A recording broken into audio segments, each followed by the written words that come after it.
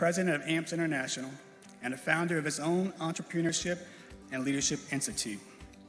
Welcome with me, I like throwing this in here, he doesn't like me talking about it, a former high school football player, not just any high school football player, one of the original Titans, you know the movie Remember the Titans, who was coached by the late, great Herman Boone, and James was in the film as well. So help me bring Mr. Amps to the stage.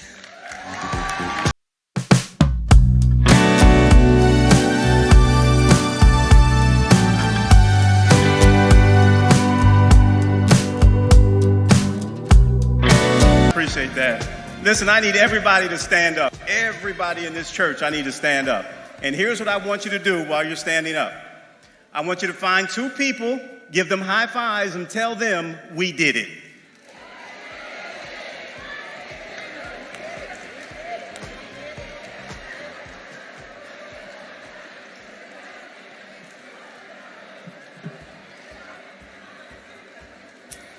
And then you can have a seat after you do that.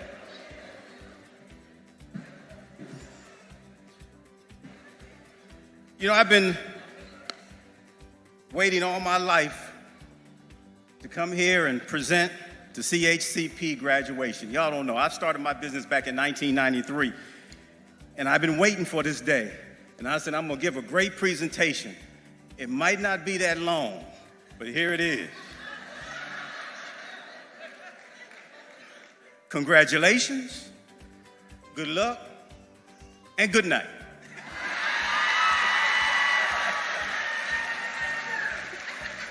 Mike like, oh, no, you didn't.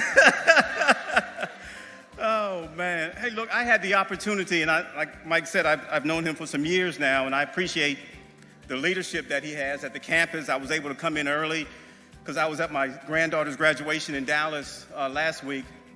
She's a senior, unbelievable. Time flies. But I got in here on Monday, and Mike allowed me to come to the campus on Tuesday to visit the campus. Went to the other couple of campuses to visit them as well. But I had a chance to meet some of his staff and faculty. And let me tell you, there's a reason why that campus is doing well, and it's because of their leadership. And one of the leaders there, Michael Mays, he's a great leader because he understands people and he lets them do what they need to do. Y'all give Mike a hand.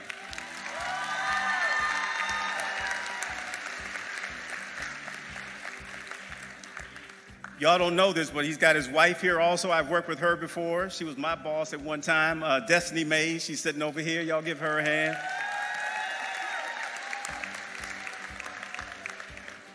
But you all have some important people here. I was looking at Eric Bean. I don't know if Eric is around. He was just here. He's their CEO. So you had your CEO who's coming to the graduation. And he's standing right here as the procession was happening, taking pictures. And I know the young lady was like, you're going to have to move because I'm filming this right now. And I know Eric probably wanted to say, well, I'm paying for this right now so I can stay here. But he didn't. I mean, he's so humble. Now, this is the first time I met him.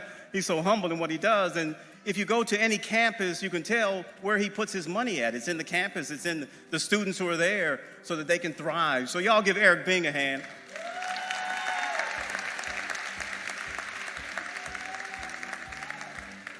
I've also worked with a young lady by the name of Dr. Joa. She is their provost, just a dynamic woman. She's here also. So y'all got some big wigs here. Y'all give Dr. Joa a hand. It's good to see her.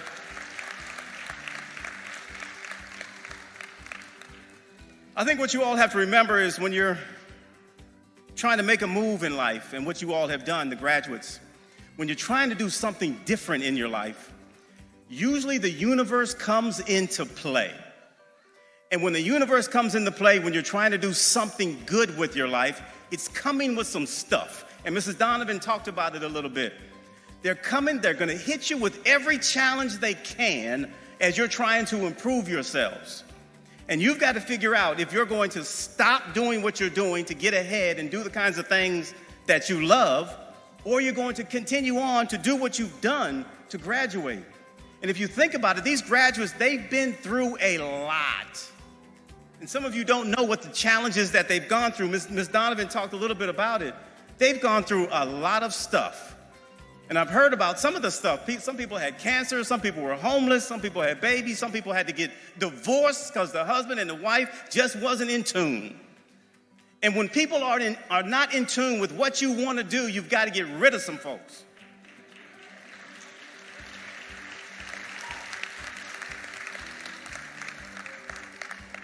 I was reading a book that Colonel Mike Mays, y'all know, he said he was in the Air Force for 25 years. He's a colonel. He just made colonel about a year and a half ago, something like that. Not too many people make that rank, so I'm definitely proud of him. But he gave his staff a book, and the book was called The Carpenter. And when I got there on Tuesday, he just happened to give me that same book. And I'm like, man, I ain't got time to read a book. He said, no, that's what I gave my staff, and I'd like for you to read it too. I'm like, I ain't reading no book. That's not what I do. And I didn't say all that. So I went to my hotel room and I started reading. So what I got from it, we were talking about the struggles, and in the book it says, without struggle, there is no reward. Without obstacles, there is no growth. Without setbacks, there's no triumph. Without failure and defeat along the way, there's no ultimate victory and feeling of accomplishment. Your biggest battle comes before your greatest victory. You can't stop doing what you love just because you have those challenges, because you learn from each of the challenges that you go through. We have to come outside of what we call our zone of comfort. We get so comfortable doing what we do that we sometimes forget in order for us to grow, we've got to do something different. And most people don't understand that concept because they get comfortable doing stuff. And when you get comfortable, there's no way in the world that you can grow. And these students had to go through some stuff just to get in class. I know George Broussard, the director of admissions, he was telling me some stuff. But you first had, when you called the campus or the campus called you, they might have called you 10 or 15 times before you answered the phone and said, yes, this is me. And we make so many excuses on why we don't move forward. And their first excuse might have been, no, I'm not coming to the campus for an interview because I have whatever excuse you want to make. But then they help you to get over that excuse. And then you get to the campus. And then you make an excuse on why you can't start school. And then they help you to get over that excuse and you start school. You have started your college. And as you're starting and those challenges and the universe comes at you, there's an excuse on why you should quit. Every single time along the way that you have a challenge, this staff and faculty have been there for you every single time. And now here you are. Nobody really cares about where you were. Most people care about where you're going. And that's what you have to care about now, because right now, as you have graduated, people want to know where you're going. Where are you going to spend your time? And most of the time, what we forget as we're going through life, we forget that if we're going to grow, that we've got to build new relationships. And as you went through school, you all have built some new relationships with the people who are just right beside you right now. And I had the opportunity to witness one of their ring ceremonies. Is that what they called it? The ringing ceremony, where they finish classes, they still got to go to externships. But before they ring that bell and say that we're done, they gave a little speech. And you can hear the heart and everything that came from them. And they talked about the stuff that they went through. And it might have been 1 or 2 minutes, but I mean, it had us in tears. And they were crying, we were crying. It's like, so everybody has their own little story. And so we can't get to those stories unless we have those relationships that we've built. But we've got to come outside of our zone of comfort. If we're going to grow now, we've got to build new relationships. Because your sphere of influence, the people who you know right now, have taken you to where you are right now.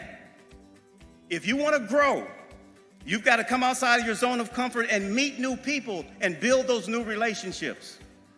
And I'm not talking about just, meeting somebody, giving them a business card or whatever. I'm talking about building a relationship. What we don't do most of the time, because we're not taught this in school, is we do not listen. If we talk to someone, because sometimes even at the job, and most of you who are working, we go to the job and we hate some of the people who are there. We don't know what they're going through, though. And until we begin to ask questions, you'll never know.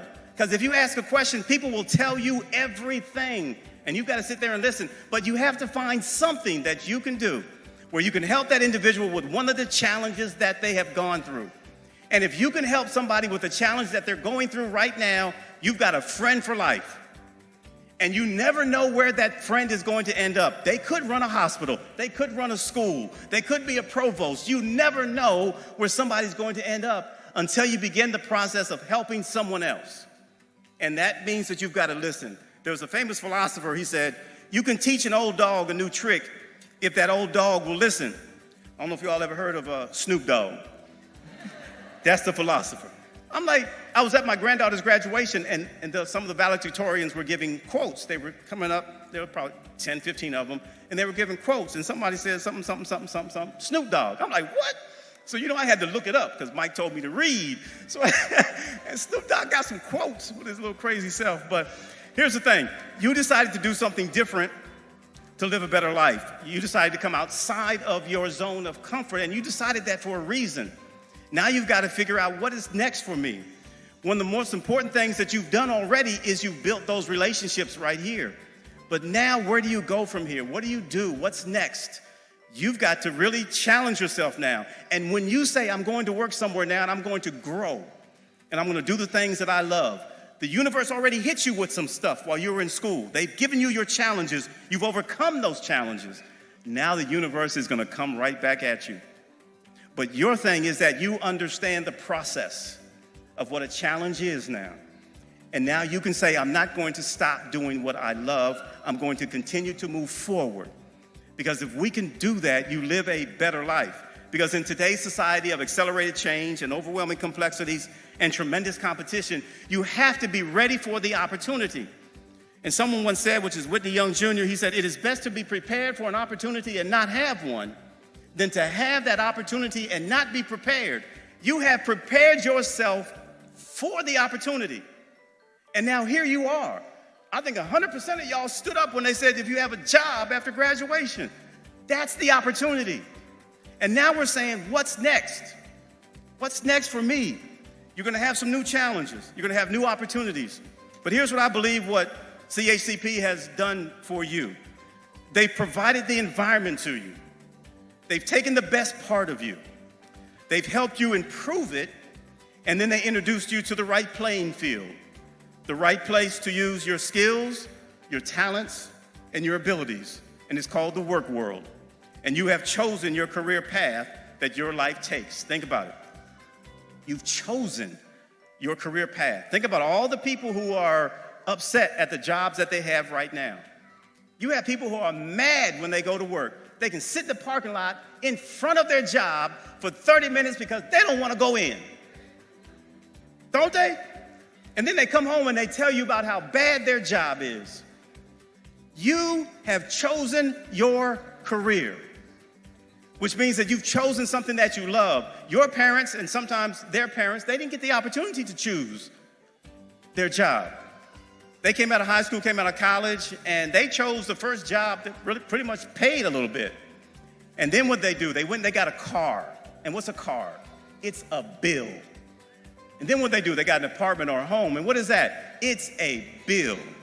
And then they went and they had you. How many people in here have kids? Big bills, right? So most of the time, people are going to work to do what? To pay the bills. It's not that they love what they do, but they're going to work to pay the bills. You are changing the paradigm now. Now you're doing something that you love, and it makes a difference when you go to work. My motto has always been, if you want something that you've never had, you've got to do something that you've never done.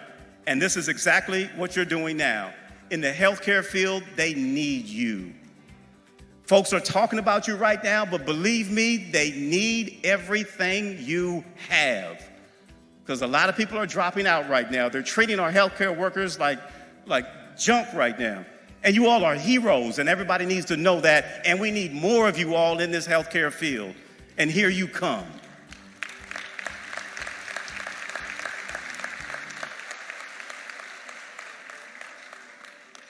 As I get out of here, I want you to know that the world is such a cold and dark place and so complicated now, there's nothing I can do. But God in all his wisdom said, since we're in a church, just build a better you. And that's what these young men and ladies have done at CHCP, is they are building a better them, so that they can build a better community in which they live.